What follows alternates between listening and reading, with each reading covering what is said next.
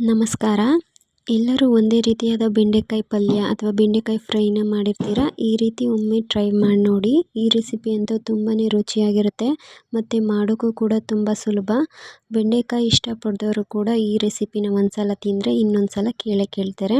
ಇದಕ್ಕೆ ಬೇಕಾಗುವ ಸಾಮಗ್ರಿಗಳು: ಅರ್ಧ ಈರುಳ್ಳಿ, ಸ್ವಲ್ಪ ಬೆಳ್ಳುಳ್ಳಿ, ಸ್ವಲ್ಪ ತೆಂಗಿನಕಾಯಿ, ಸ್ವಲ್ಪ ಕೊತ್ತಂಬರಿ ಸೊಪ್ಪು, 2 ಟೊಮೊಟೊ ಮತ್ತು ಸ್ವಲ್ಪ ಅರ್ಧ ಇಂಚಷ್ಟು ಶುಂಠಿ ಬೇಕಾಗುತ್ತೆ.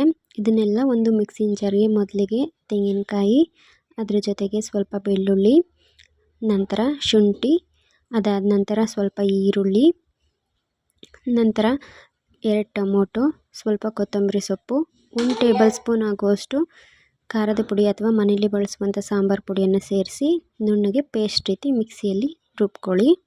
ಅದಾದ ನಂತರ ಬೆಂಡೆಕಾಯನ್ನು ಚೆನ್ನಾಗಿ ತೊಳೆದು 2 ಸೈಡ್ ತುದಿಗಳನ್ನು ನೀಟಾಗಿ ಈ ರೀತಿ ಕಟ್ ಮಾಡಿ ಇಟ್ಕೊಳ್ಳಿ. ಅದಾದ ನಂತರ ಈ ಥರ ಪೀಸಸ್ ಆಗಿ ಕಟ್ ಮಾಡಿ ಇಟ್ಕೊಳ್ಳಿ.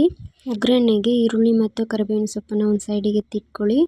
ಆಮೇಲೆ ಒಂದು ದೊಡ್ಡ ತಳ ಇರುವ ಪಾತ್ರೆಗೆ ಸ್ವಲ್ಪ ಎಣ್ಣೆಯನ್ನು ಹಾಕ್ಕೊಂಡು ಆದ ನಂತರ ಅದಕ್ಕೆ ಸ್ವಲ್ಪ ಸಾಸಿವೆ, ಸ್ವಲ್ಪ ಕರಿಬೇವಿನ ಸೊಪ್ಪನ್ನು ಹಾಕ್ಕೊಂಡು ಚೆನ್ನಾಗಿ ಬಾಡಿಸ್ಕೊಳ್ಳಿ. ಜೊತೆಗೆ ಈರುಳ್ಳಿಯನ್ನು ಸ್ವಲ್ಪ ಸೇರಿಸ್ಕೊಂಡು ಚೆನ್ನಾಗಿ ಬಾಡಿಸ್ಕೊಳ್ಳಿ. ಅದಾದ ನಂತರ ನಾವು ತೊಳೆದಿಟ್ಕೊಂಡಿರುವಂತಹ ಕಟ್ ಮಾಡಿ ಇಟ್ಕೊಂಡಿರುವಂತಹ ಬೆಂಡೆಕಾಯನ್ನು ಈಗ ಸೇರಿಸ್ಕೊಳ್ಳೋಣ. ಬೆಂಡೆಕಾಯಲ್ಲಿರುವ ಅಂಟಿನ ಅಂಶ ಹೋಗೋವರೆಗೂ ಚೆನ್ನಾಗಿ ಬಾಡಿಸ್ಕೊಳ್ಳಿ. ಇದಕ್ಕೋಸ್ಕರ ಸ್ವಲ್ಪ ಉಪ್ಪನ್ನು ಸೇರಿಸ್ಕೊಂಡು ಚೆನ್ನಾಗಿ ಇದನ್ನು ಒಂದು 5 ಮಿನಿಟ್ಸ್ ಅಷ್ಟು ಕಾಲ ಬೇಯಿಸ್ಕೊಳ್ಳಿ. ಬೆಂಡೆಕಾಯಿ ತಳ ಹಿಡಿದಂಗೆ ಈ ರೀತಿ ಆಗಾಗ ಕಲಿಸ್ಕೊತಾ ಇರಬೇಕು.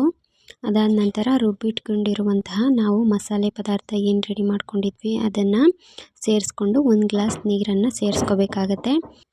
ತೀರಾ ಜಾಸ್ತಿನೂ ನೀರು ಹಾಕೋಕೆ ಹೋಗ್ಬಾರ್ದು. ತೀರಾ ಜಾಸ್ತಿ ನೀರು ಹಾಕಿದರೆ ಸಾಂಬಾರು ಆಗಿಬಿಡುತ್ತೆ. ಕಮ್ಮಿ ನೀರು ಹಾಕಿದರೆ ಇದು ಅಂಟಂಟಾಗುತ್ತೆ. ಹಾಗಾಗಿ ಮೀಡಿಯಮ್ ಆಗಿ 1 ಗ್ಲಾಸ್ ಹಾಕಿದರೆ ಸಾಕಾಗುತ್ತೆ. ಈಗ ಒಂದು 5 ನಿಮಿಷ ಬೆಂದಾದಮೇಲೆ ಇದನ್ನು ಒಂದು ಪಾತ್ರೆಗೆ ಸರ್ವ್ ಮಾಡ್ಕೊಳ್ಳೋಣ.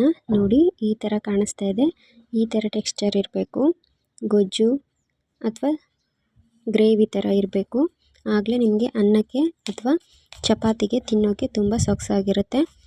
ನೋಡಿ, ಇವತ್ತಿನ ರೆಸಿಪಿ ಇದಾಗಿತ್ತು. ನಿಮ್ಮೆಲ್ಲರಿಗೂ ಈ ರೆಸಿಪಿ ಇಷ್ಟ ಆಗಿದೆ ಅಂತ ಭಾವಿಸ್ತೀನಿ. Thank you.